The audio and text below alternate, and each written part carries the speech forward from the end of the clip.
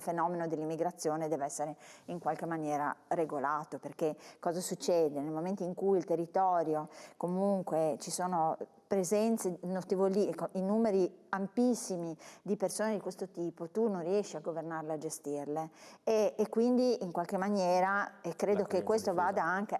Accoglienza diffusa? No, il contrario secondo me, perché io credo che anche le forze di polizia abbiano difficoltà a gestire invece appunto fenomeni come quello dell'accoglienza diffusa, perché comunque loro hanno bisogno di avere tutto sotto controllo. Spieghiamo cos'è l'accoglienza diffusa. Abbiamo trovato qualcosa su cui non siamo d'accordo. Perfetto. Spieghiamo a casa che cos'è regolare il numero delle diffusa. Presenze, no? Cioè, perché queste persone sono qui e girano così perché comunque non hanno nient'altro. Quello che ogni tanto mi verrebbe da dire è: è possibile integrare chi si vuole integrare, però qualcuno di loro non si vuole integrare, molti di loro non si vogliono integrare, questo è il problema grande. Cos'è l'accoglienza diffusa? Sì, cercherò di essere molto rapido. Allora, esistono due metodi sostanzialmente di fare accoglienza, quindi di gestire il fenomeno immigratorio, quello appunto degli immigrati fuori dall'Unione Europea, quindi dei richiedenti asilo, dei profughi, eccetera.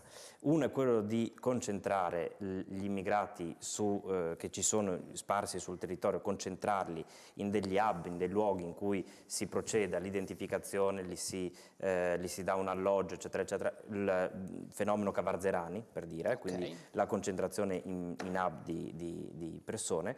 L'altro invece è quello di, appunto, di accogliere piccoli gruppi sparsi in giro per il territorio.